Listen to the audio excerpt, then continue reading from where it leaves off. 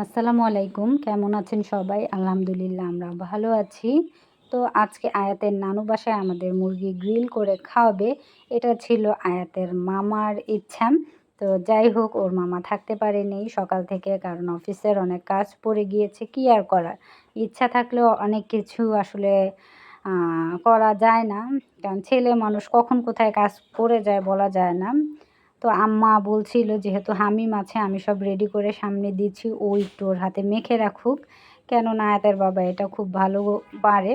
তো সে কারণে ওকে দিয়েছে আম্মা সব কিছু সামনে নিয়ে। তো এক এক করে সব মশলা দিয়ে মশলাগুলো মিক্সড করে নিচ্ছে, তারপরে মুরগি দিয়ে মাখিয়ে রেখে দিবে। মানে এখন দুপুর যাই হোক আগে থেকে ম্যারিনেট করে সব কিছু রেখে দিলে ওইটা খুব দ্রুত হয়, ভালো হয়, মাংসের ভিতর মশলাটা খুব ভালোভাবে যায়। সে কারণেই আর কি আগে থেকেই মেখে রাখা। গাছটা কি সুন্দর তাই না? আজকের ওয়েদারও ভালো ছিল। এখন হামিম সব মশলা হাতেই সব মিক্সড করে নিয়েছে। এখন মুরগিগুলাকে চরকির মতো ঘুরাচ্ছে, মানে মশলাগুলো যেন মাংসের ভিতর ভালোভাবে যায় সেইভাবে আর কি মেখে নিচ্ছে।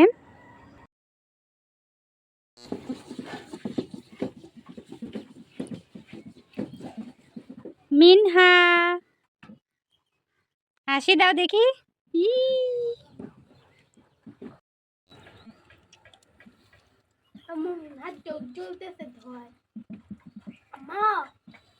এগুলো হচ্ছে সেই যন্ত্রপাতি যেগুলো আমার ভাই এনে রেখেছে, মানে ম্যানেজ করে রেখেছে। আর আয়াত দুষ্টুমি করছিল আর বলছিল যে মামা এত কিছু কেন আগেই এনে রেখেছে আমরা আসার আগে। তো আমি বলছিলাম এগুলো তো আগেই সব কিছু করে রাখতে হয়, তো সন্ধ্যায় করা হবে, আগেই সব কিছু সামনে এনে রেখেছে।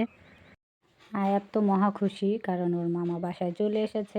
মুরগি পোড়ার টাইমও হয়ে গিয়েছে, এখন মুরগি পোড়ানো হবে, সে কারণে আগুনের ব্যবস্থা করা হচ্ছে, মানে আগুন জ্বালানো হচ্ছে। লাকড়ি সব একসাথে, লাকড়ি না নিচে কয়লা আছে একটু কম হয়েছে হামিম বলছিল, তাই আরও লাকড়ি পোড়ানো হচ্ছে।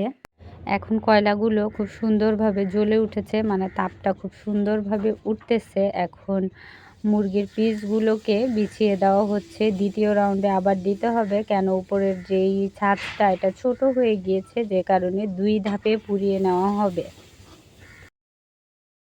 বাতাস করা হচ্ছে কারণ নিচের কয়লার তাপটা যেন সুন্দরভাবে মুরগির গায়ে লাগে সেই জন্য।